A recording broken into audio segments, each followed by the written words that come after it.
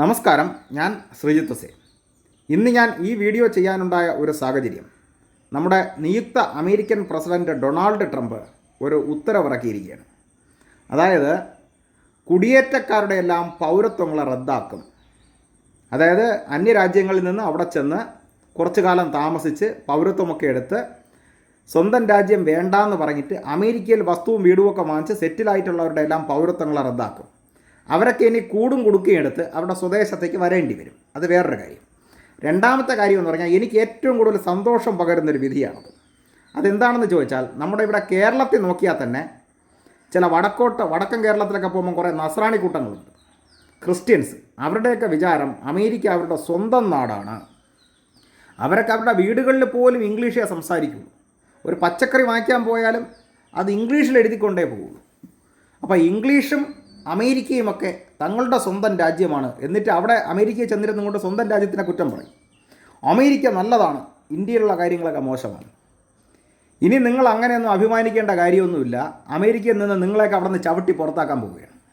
മര്യാദയ്ക്ക് നിങ്ങൾക്കെല്ലാം തിരിച്ച് ഇന്ത്യയിലേക്ക് വരാം. അത് വേറെ കാര്യം. നിങ്ങളുടെ അഹങ്കാരം എന്തായിരുന്നാലും തീർന്നല്ലോ, അതിൽ വലിയ സന്തോഷമുണ്ട്.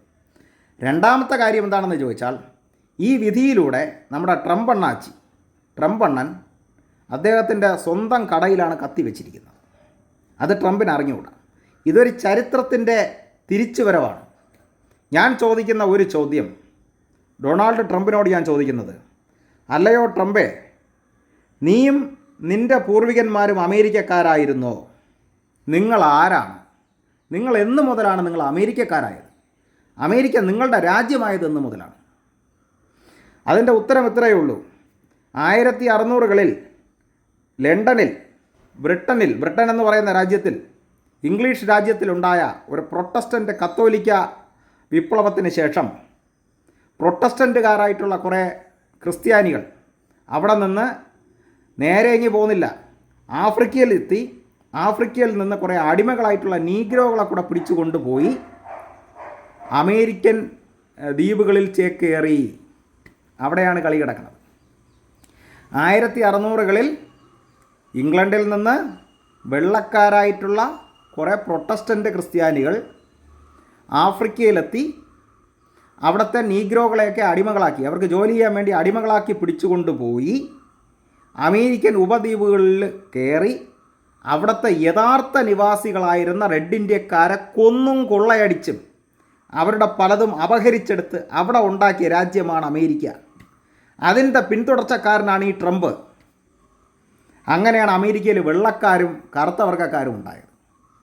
യഥാർത്ഥത്തിൽ അമേരിക്കയിൽ വെള്ളവർഗ്ഗക്കാരുമില്ല, കറുത്ത വർഗ്ഗക്കാരുമില്ല. അമേരിക്കയിലുള്ള റെഡ് ഇന്ത്യൻസാണ് മായന്മാർ, ആസ്റ്റക്കുകൾ, ഇൻകാകൾ, സാപ്പോട്ടക്കുകൾ തുടങ്ങിയ തദ്ദേശീയരായിട്ടുള്ള വളരെ സംസ്കാര സമ്പന്നരായിട്ട് ജീവിച്ചിരുന്ന, സംസ്കാരത്തിൻ്റെ കളിത്തൊട്ടിൽ എന്ന് പറയാവുന്ന ആൾക്കാർ ജീവിച്ചിരുന്ന റെഡ് ഇന്ത്യൻസിൻ്റെ നാടാണ് അമേരിക്ക.